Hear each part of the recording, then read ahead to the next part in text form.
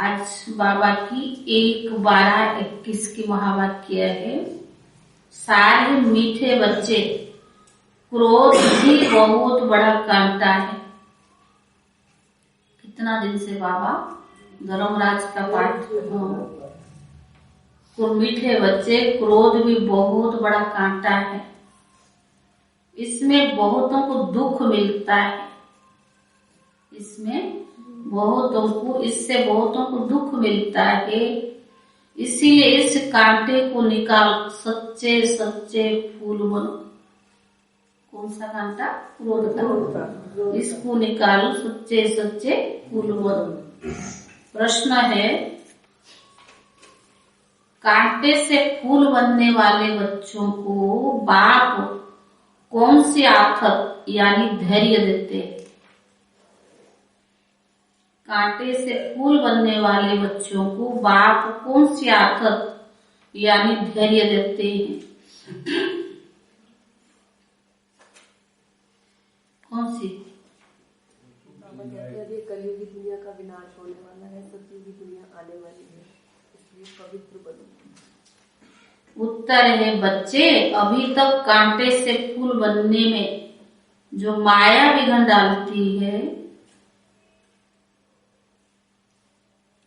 मीठे बच्चे अभी तक कांटे से फूल बनने में जो माया विघ्न डालती है, ये विघ्न एक दिन खत्म हो जाएंगे।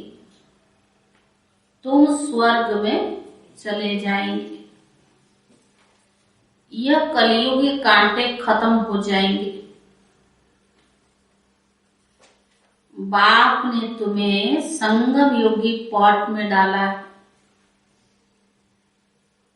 बाप ने तुम्हें संगम योगी पॉट में डाला है। माया भले मुरझा देती है,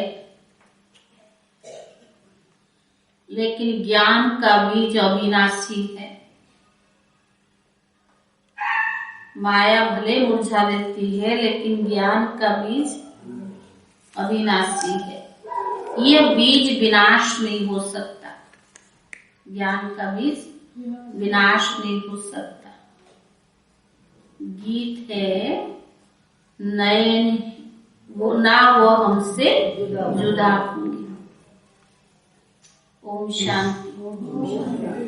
श्री बाबा ब्रह्मा के तन में मीठे मीठे सिखिले दे रूहानी बच्चों प्रति गुह्य राज अज्ञान समझा रही हैं। एक तो बच्चों ने गीत सुना कि बाबा हम आपके ऊपर बलि चढ़ेंगे, भले कितने भी सितम सहन करने पड़े। सितम क्यों होते हैं? क्योंकि मनुष्यों को विकार नहीं मिलता है। यह तो बच्चे जानते हैं कि हम ना आत्मा ना परमात्मा को जानते थे, ना अपने आप को ना बाप को जानते थे। इसीलिए जैसे जानवर बुद्धि थे, लेकिन संबंध में तो अपने को जानते हैं, बाप को भी जानते हैं। इस समय के मनुष्य अपने को और पारलौकिक बाप को बिल्कुल नहीं जानते हैं। कह देते परमात्मा तो कोई नाम रूप देश काल है नहीं, तो फिर आत्मा का भी नहीं होना चाहिए। आत्मा को भी वो लोग जानते नहीं। वो कह देते आत्मा सो परमात्मा। अभी तुमने जाना है, वो तो सिर्फ नाम मात्र कह देते आत्मा और जीव है। तो बाबा ने कहा आत्मा अविनाशी है, जीव विनाशी है। अच्छा, आत्मा क्या चीज है? उनका रूप रंग क्या है? नाम तो जानते हैं कि आत्मा है, परंतु वह कैसी है, क्या करती है, कैसे कैसे पाठ बजाती है, कितना समय पाठ बजाती है, इस आत्मा की नॉलेज का कोई वर्णन कर न सके। जब ज्ञान मिला तो बाबा समझ दी, तो समझ के आधार से जानते आत्मा क्या है। तो बाबा ने कहा यह भी कोई नहीं जानते कि आत्मा कैसे सतो प्रधान फिर और सतो रजो तमो में आती है। सिर्फ कह देते कि भ्रुकुटी के बीच में चमकता है अजब सितारा। बस और कुछ नहीं जानते हैं। आत्मा को नहीं जाना, गोया परमात्मा को भी नहीं जाना। इस समय यह कांटों का जंगल है, सब कांटे हैं। ना रचयिता ना परमात्मा को जानते हैं, ना रचना के आदि मध्य अंत को जानते हैं। तुम बच्चे आत्मा और परमात्मा को जानते हो, सो भी नंबरवार पुरुषार्थ अनुसार। बहुत बच्चे कहते जो यथार्थ रीति नहीं जानते, देह अभिमान में रहने के कारण पूरी धारणा भी नहीं होती है। नंबरवार तो है ना। पूछते बाबा ऐसा क्यों है? बाबा कहते बच्चे ये राजधानी स्थापन हो रही है, इसमें सब प्रकार के जरूर चाहिए। पत्थर बुद्धि हो तो कम से कम पद पाए। जो पत्थर बुद्धि है वो कम से कम पद पाएगा। अगर खुद जानता है तो और उनको भी समझाए। तुम कहेंगे आगे चलकर समझाने लग पड़ेंगे, परंतु ऐसे भी कोई चाहिए तब तो कम पद मिलेगा। सब तो राजा रानी नहीं बनेंगे ना, ऐसा भी कोई चाहिए जो सतयुग में भी कम पद मिले। कहाँ राजा कहाँ प्रजा, कितना फर्क है ना। यहाँ तो प्रजा राजा प्रजा सबको दुख है, सतयुग में राजा को दुख ना प्रजा को दुख, परंतु मर्तबे का फर्क, राजा प्रजा में तो फर्क है ना। तो बाबा ने कहा पूरी धारणा ना होने के कारण समझा नहीं सकते। फिर कोई ना कोई कांटा लगता रहेगा, कभी लोभ का कभी मोह का, भूतों की प्रवेशता होती रहेगी। यह भी जरूर होना चाहिए, क्योंकि कम पद पाने वालों को बाबा जानता है ना, ये भी जरूर होना चाहिए। बाबा ने ये भी होना जरूर है। तुम हो प्रजापिता ब्रह्मा कुमार कुमारियां। प्रजापिता का बाप कौन है? शिव बाबा। बाकी शिव का बाप तो कोई होता नहीं। यह ब्रह्मा विष्णु शंकर भी शिव की रचना है। तो सब हो गई आत्माएं। परम पिता परमात्मा एक है। ब्रह्मा विष्णु शंकर अथवा लक्ष्मी नारायण आदि कोई भी मनुष्य आत्मा से कभी सदगति का वर्षा मिल ही नहीं सकता। मनुष्य न आत्मा को यथार्थ जानते न परमात्मा को यथार्थ जानते हैं। एक परम पिता परमात्मा ही आत्मा का रियलाइजेशन करा सकते हैं। ज्ञान से सदगति होती है। ज्ञान कौन देता है? एक बार भी देते हैं। तो बाबा ने कहा कोई कोई बच्चे फिर यज्ञ की स्थूल सेवा भी बहुत करते हो यज्ञ की सेवा। वो क्यों? आज दीदी सुना रहे थे, कल भी ये पॉइंट्स उन्होंने बताया। जो यज्ञ की स्थूल सेवा करता है तो उसको मुख से ज्ञान जरूर निकलेगा, क्योंकि उसका फर्क होता है ना। और कल जो मुरली में दीदी सुना रही थी वो कह रही थी जो यज्ञ की स्थूल सेवा करता है वो सतयुग में आएंगे ना तो अंदर राजमहल में रहेंगे, क्योंकि यज्ञ की सेवा करने से जो रहने वालों के संबंध संपर्क का नजदीक का रहता है। इस वजह से जो सतयुग में आएंगे वो भी कृष्ण राधा जो भी है लक्ष्मी नारायण के संबंध संपर्क में रहेंगे। और स्थूल सेवा जो नहीं करते हैं वो बाहर रहेंगे। भले वो रॉयल फैमिली में आएंगे लेकिन राजमहल में नहीं होंगे। जो सतयुग चलेगा 8 गद्दी उसकी बातें सुना रहे थे। तो बाबा ने कहा कोई कोई बच्चे भी यज्ञ की स्थूल सेवा भी बहुत करते हैं। इस सब्जेक्ट में भी मार्क्स मिलती है। सिर्फ ज्ञान सुनाने से 100 मार्क्स ऐसा नहीं, स्थूल सेवा में भी मार्क्स मिलती है। अब तुम बच्चों को बाप अमर कथा तीजरी की कथा सुनाते हैं। यह वास्तव में कथा नहीं है, यह है रूहानी ज्ञान। अपने को और बाप को जानना है। वह तो कह देते जैसे पानी से बुदबुदा निकला फिर समा जाता है। हम ब्रह्म से पैदा हो पाठ बजाए फिर ब्रह्म में लीन हो जाते हैं, ब्रह्म ही बन जाते। वो कहते हैं ब्रह्म में, उनकी भावना ऐसी है, धारणाएं भी ऐसी है कि हम ब्रह्म में निकलते और ब्रह्म से ही लीन हो जाते हैं। और कोई रचता रचना का ज्ञान दे ही नहीं सकता। ज्ञान तो बाबा ही आकर समझाते हैं। इनका नाम है शिव। उनको कोई रुद्र भी कहते, कोई पाप कटेश्वर भी कहते हैं। अनेक नाम रख पूजा की सामग्री बढ़ा दी है। जो जो परमात्मा ने कर्तव्य किया उस पर भिन्न भिन्न नाम रख उनका मंदिर भी बना दिया। अब बाप कहते हैं यह कांटों की दुनिया है, ये विषय सागर है। यह भी सबसे लिखाया जाता है कि ईश्वर सर्वव्यापी नहीं है। बाप तो आकर भारत को स्वर्ग बनाते हैं तो सारी दुनिया स्वर्ग बन जाती है। यह अभी किसकी बुद्धि में नहीं आता है। तो बावन का शास्त्र सब है भक्ति के, बाकी हर एक को अपने अपने काम का है ज्ञान। जैसे बावन का कारपेंटर का ज्ञान कारपेंटर के पास है, वही तो बताएगा ना। तो बावन का डॉक्टर को डॉक्टरी का ज्ञान है, यह है रूहानी ज्ञान। हर एक जो भी डिग्रियां ली है या जिसमें जो प्रोफेशनल है उसके पास तो ज्ञान होगा ना। तो बावन के ये भी है रूहानी ज्ञान जो एक परमात्मा बाप ही आकर देते हैं। मनुष्य को पता नहीं कि परमात्मा किसको कहा जाता है। गीता में कृष्ण का नाम डाल दिया है। मुख्य बात है यह, माई बाप को खंडन कर दिया है। बाकी सब शास्त्र झूठे हो गए हैं। झूठे पत्थरों को भी खानियां होती है। यह भी जैसे कि झूठे पत्थर है। पारस बुद्धि वाले रहते हैं। पारस पूरी सतयुग में है। यह है नरक। बुलाते पतित पावन आओ तो जरूर पतित है। नरक और स्वर्ग दोनों भारत में है। कोई मरते हैं तो कहते स्वर्ग गया।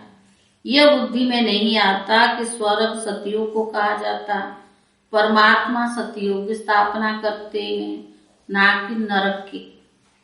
रावण राज्य कब से शुरू होता है किसको पता नहीं। भले शास्त्र बहुत पढ़ते हैं, ब्रह्मचर्य में भी रहते हैं, परंतु पैदा तो विकार से होते हैं ना। साधु सन्यासी भी साधना करते हैं, बाप से मुक्ति मांगते हैं, क्योंकि छीछी दुनिया में नहीं रहना चाहते हैं। अब बाप कहते पहले आत्मा को जानो, कैसे जन्म मरण में आती है, कैसे सच्चे सोने में खाद पड़ती है, कैसे 84 जन्म का पाठ बजाती है। सबसे जास्ती पाठ तुम्हारा है। जो देवी देवता थे वही पूरा 84 जन्म लेते हैं। लक्ष्मी नारायण ने राज्य किया, फिर कहाँ गए? उनकी आत्मा ने जरूर जन्म लिया होगा ना। अब यह कहाँ है कोई नहीं जानते हैं। क्रिश्चियन लोग जानते हैं कि क्राइस्ट इस समय बेगरी पाठ में होगा। तुम अच्छी रीति जानते हो कि लक्ष्मी नारायण जो स्वर्ग के मालिक थे उन्हों को ही पुनर्जन्म ले 84 जन्म पूरे करनी है। सभी आत्माएं 84 जन्म नहीं लेगी। यह भी ज्ञान बुद्धि में धारण करने का है। योग में रहने के सिवाय कांटों से फूल बन नहीं सकते, क्योंकि योग से ही विकर्म विनाश होता है। तो बावन का और सतो प्रधान फूल बनेंगे। जब तक यहाँ है तब तक कुछ ना कुछ कांटेपन के अंश रहता है। जब तक संपूर्ण नहीं बनेंगे कुछ ना कुछ कांटेपन का अंश रहता है। तो बावन का फूल बन गए फिर तो यहाँ तुम रह नहीं सकेंगे। फूलों का बगीचा सतयुग को कहा जाता है। अभी तुम कांटों के जंगल अथवा रावण के राज्य में हो। सब कांटे ही कांटे हैं। जो बहुत कांटों को फूल बनाते उन्हें सच्चा खुशबूदार फूल कहेंगे। एक फूल होता है किंग ऑफ फ्लावर। कौन सा? सफेद होता है, लेकिन है कौन सा फूल? गुलाब का फूल है। सफेद भी होता है ना। फ्लावर शो दिखाते हैं, वहां सब अच्छे अच्छे फूल ले आते हैं। जो अच्छे अच्छे फूल लाते हैं उनको इनाम भी मिलता है। तुम भी फूलों का बगीचा बनाते हो ना, शिव पर फूल चढ़ाते हैं, उसमें रतन जोत अक के फूल भी चढ़ाते, और किसी देवी देवता के आगे अक के फूल नहीं चढ़ाते। बाबा ने समझाया है, मैं यहाँ तुम बच्चों को फूल बनाने का पाठ बजाता हूँ। मैं जानता हूँ कौन कौन गुलाब के फूल है, कौन मोतिया है, कौन रतन जोत है और कौन अक के है। तो बाबा ने कहा सबसे अच्छी होता है अक का। उनकी चलन ही कांटे मिसल होती है, उनकी चलन से मालूम पड़ता है ये कैसे है। कोई बहुत तीखे कांटे होते, कौन सा? क्रोध, जैसे उनके नाक में क्रोध रखा हुआ। तो बाबा ने कहा बहुतों को दुख देते हैं, अभी तुम कांटों की दुनिया से किनारा कर रही हो, संगम पर हो, कांटों से फूल बन रही हो। जैसे माली को कांटा निकाल फूलों को अलग पॉट में रखते हैं ना, तुमको भी बाबा ने अलग कर दिया है ना। कलयुग क्या है? कांटों का जंगल, और बाबा ने हमें कहाँ रखा है? संगम पर पॉट पे डाला है। तो बाबा ने कहा तुम फूलों कांटे से निकालकर तुमको अलग कर दिया है, तुम संगम युग पर हो, तुम्हारी मरम्मत हो रही है। मकाना पुराना हो जाता है, ये आत्मा बिल्कुल तमो प्रधान, और बाबा योग के द्वारा उसकी मरम्मत कर रहा है। फिर माया कांटा बना देती है। फिर एक बार हमारा बन गया ना, तो ये माया का विघन भी एक दिन खत्म हो जाएगा।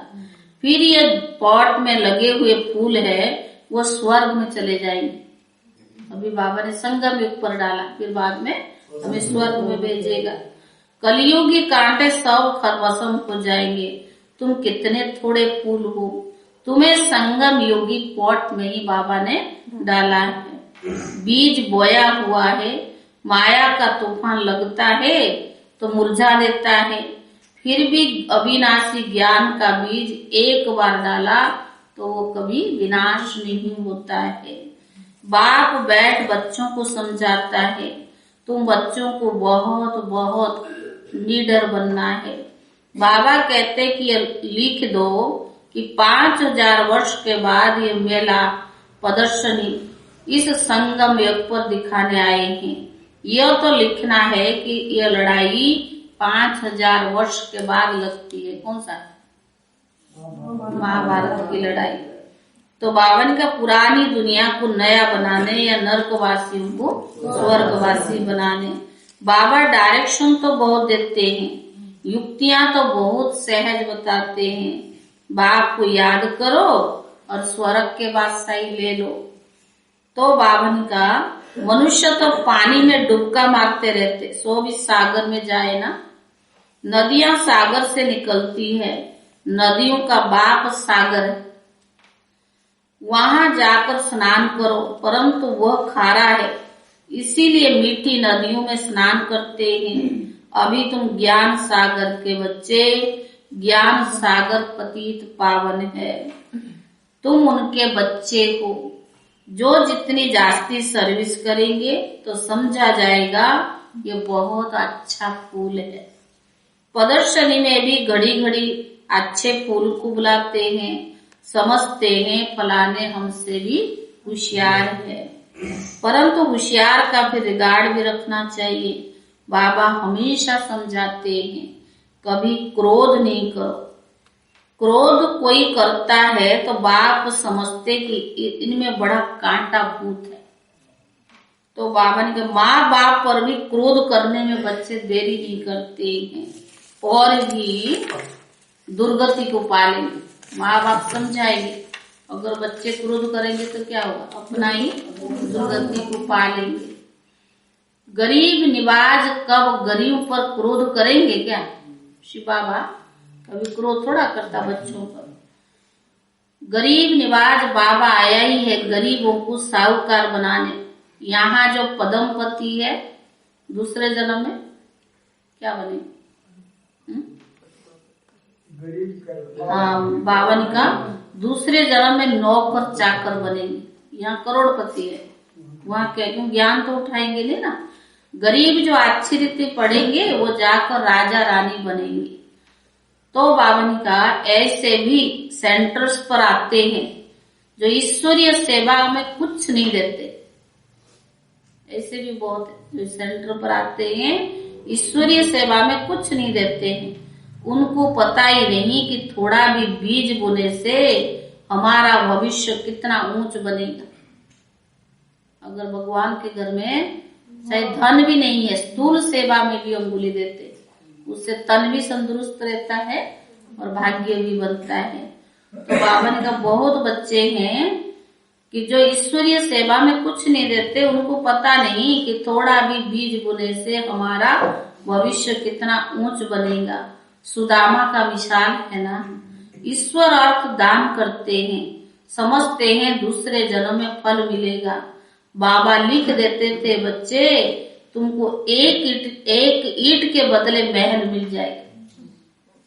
बाबा बच्चों को पत्र लिखता था कि एक ईंट के बदले महल मिल जाएंगे। यहाँ कौड़ियां देते हो और वहाँ हीरे बन जाते हो।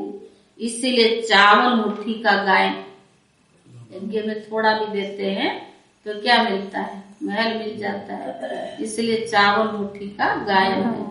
गुरु नानक के ठिकाने में जाते हैं, कुछ ना कुछ रखते जरूर है। भक्ति में भी करते, ऐसा नहीं कि ज्ञान मार्ग में। बाबा के बच्चों को खाली नहीं भेजना। तो बाबा ने कहा गुरु नानक के ठिकाने पर जाते कुछ ना कुछ रखते जरूर है, परंतु यहाँ तो बाप दादा है, यहाँ तो शिव बाबा और ब्रह्मा बाबा बाप दादा है। अच्छे मीठे मीठे सिखी ले दे बच्चों प्रति माता पिता बाप दादा का याद प्यार और गुड मॉर्निंग। रूहानी बाप की रूहानी बच्चों को नमस्ते और रूहानी बच्चों की तरफ से रूहानी बाप दादा को याद प्यार और नमस्ते नमस्ते नमस्ते। धारणा के लिए मुख्य सार, पहला बहुत बहुत निडर बन कांटों को फूल बनाने की सेवा करनी है। बहुत बहुत निडर बन कांटों को फूल बनाने की सेवा करनी है। सब में अविनाशी बीज बोते रहना है, सब में अविनाशी बीज बोते रहना है। माना सबको रोज दो ज्ञान, जब जानकी दादी कहते थे ना, जब तक मैं ज्ञान नहीं सुनाती थी तब तक नाश्ता नहीं करती, सबको 2-4 बातें बाबा की जरूर सुनाओ। सब में अविनाशी बीज बोते रहना है।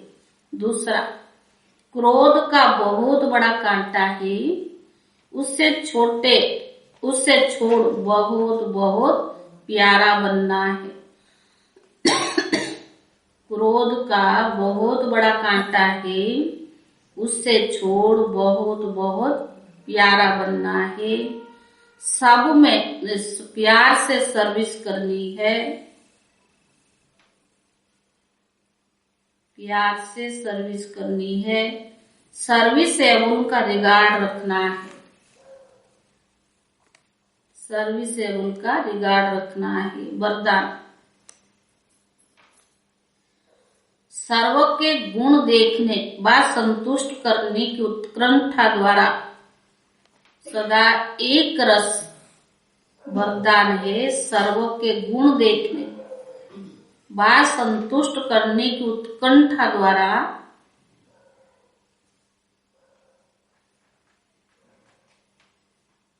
सदा एक रस उत्साह में रहने वाले गुण मूर्त भव।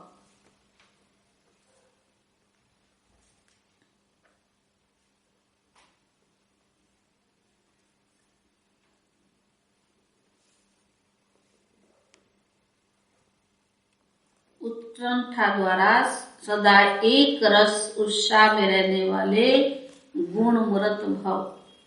सदा एक रस उमंग उत्साह में रहने के लिए जो भी संबंध में आते हैं उन्हें संतुष्ट करने की उत्कंठा हो। सदा एक रस उमंग उत्साह में रहने के लिए जो भी संबंध में आते हैं उन्हें संतुष्ट करने की उत्कंठा हो। जिसको भी देखो उससे हर समय गुण उठाते रहो।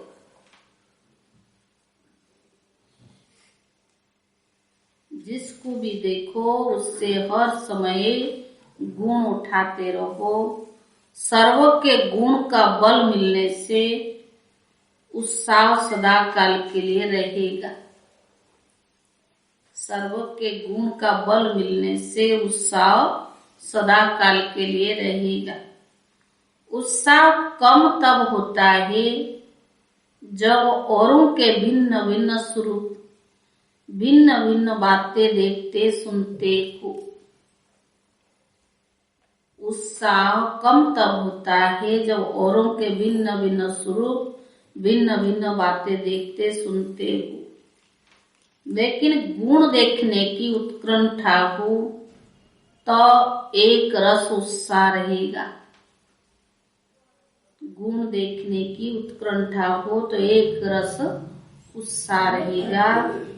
और सर्व के गुण देखने से स्वयं भी गुण मूर्त बन जाएंगे। और सर्व के गुण देखने से स्वयं भी गुण मूर्त बन जाएंगे। स्लोगन। बेहद के वैराग वृत्ति का फाउंडेशन मजबूत हो तो सेकंड में अशरीर बनना सहज है। बेहद के वैराग वृत्ति का फाउंडेशन मजबूत हो तो सेकंड में अशरीर बनना सहज है। ओम शांति।